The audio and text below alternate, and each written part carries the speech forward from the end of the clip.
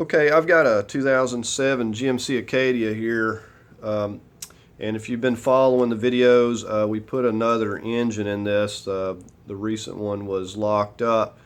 Now, after getting the engine in, I'd figured out that the transmission also was not any good. It was really bucking and shifting hard and everything, and so I knew that wasn't going to work.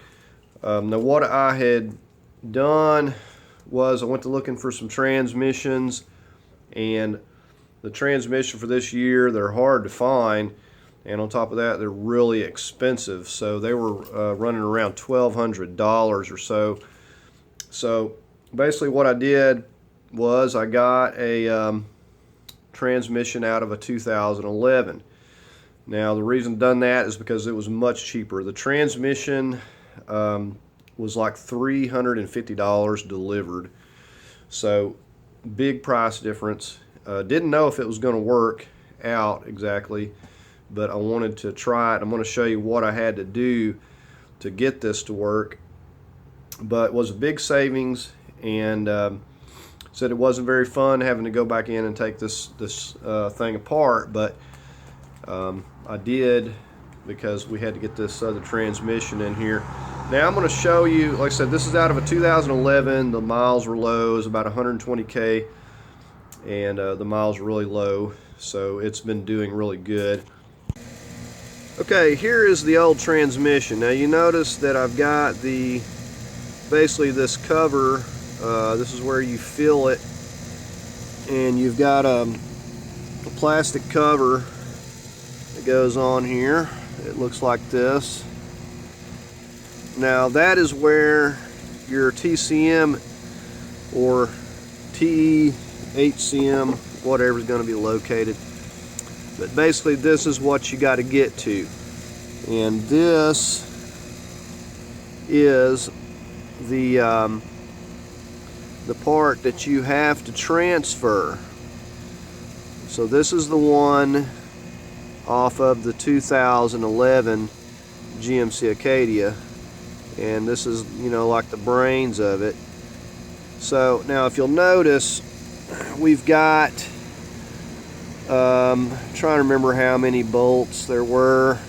See, there's like 2, 4, 6, 8, 10, like 11 bolts in this, and they're various sizes and lengths, so you'll want to pay particular attention when you take the old one off, that you put those bolts, you leave them where they go. And you can see they go through all these are different lengths, and some of them's 10 millimeter, some of them's 8 millimeter head, so you want to keep up with those. And all you're going to do is you're going to take this,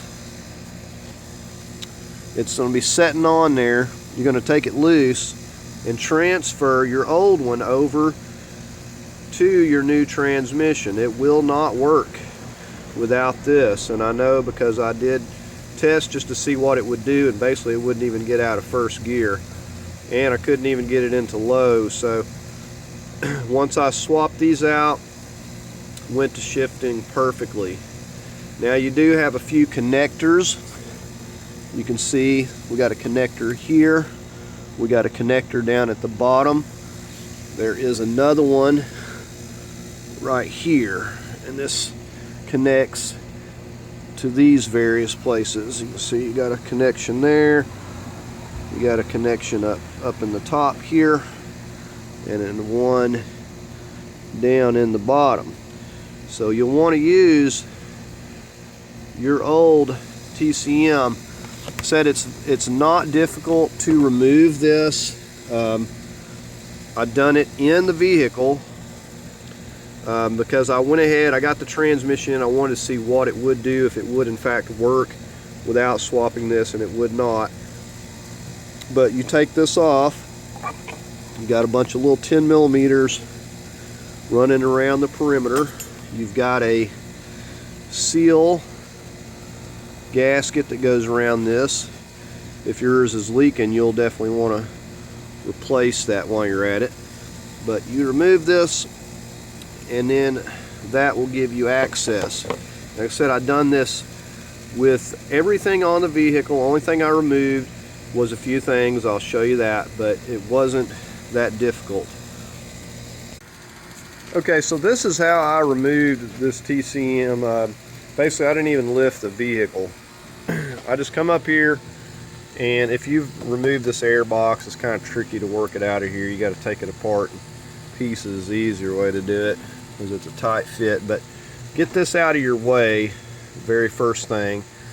And you do have, you've got one of these lines over here on this side, and I can't show you because you can't see it for the air box. It's got a bolt or a nut that's holding it on, so you have to remove that and pop that line off there, and then you'll remove all of your tins that you can see. And I was able to get to every single one of them working from up top and down below without even raising the vehicle. So it wasn't real easy on a few of them, but for the most part, just using various ratchets and a ratchet wrench, I was able to get to every single one of these, and it really wasn't a big problem.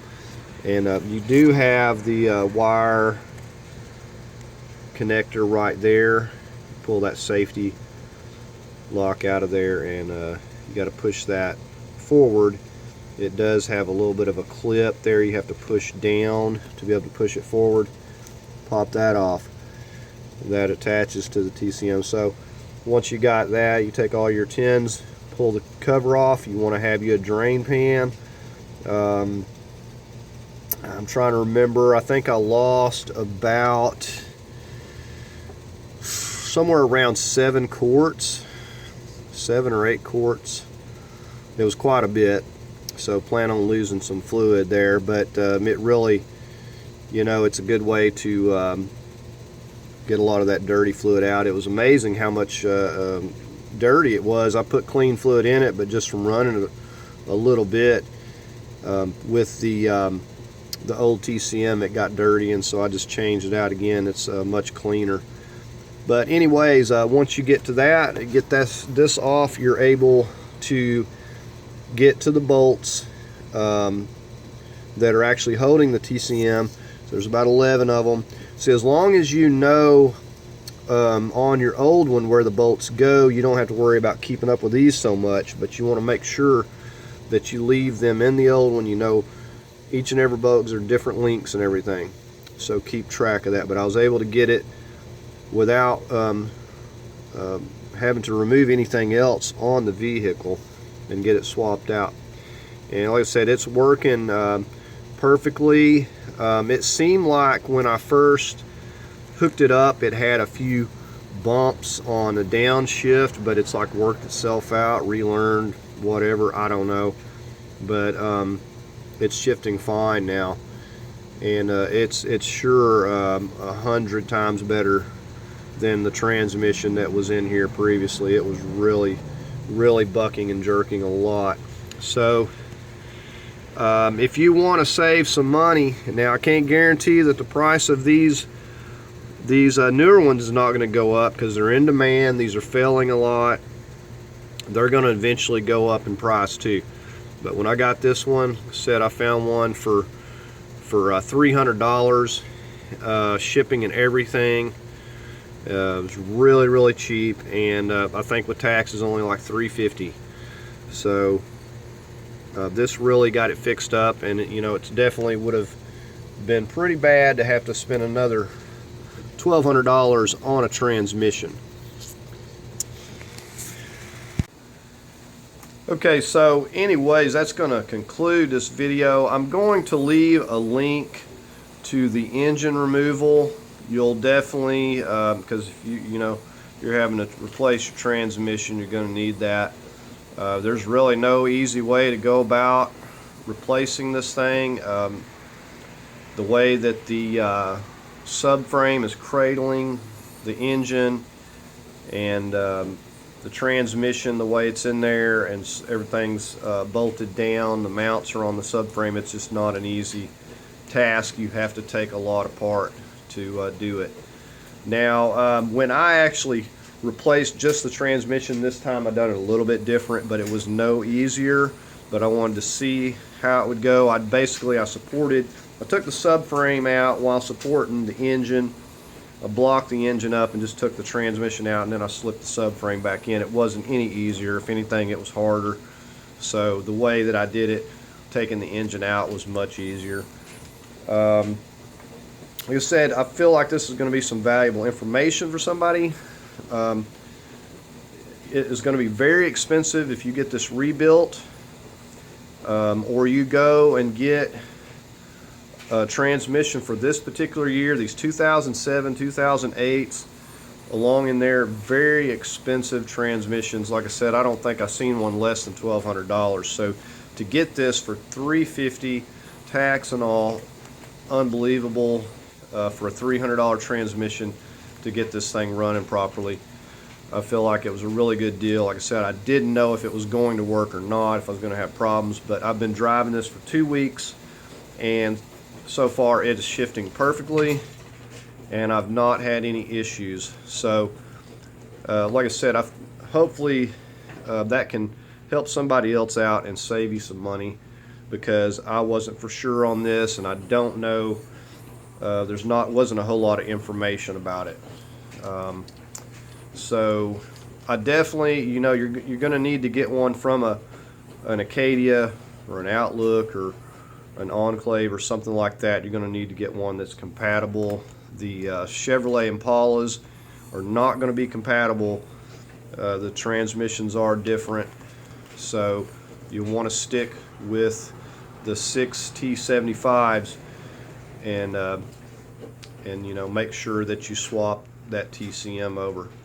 So anyways, I hope you found the video helpful.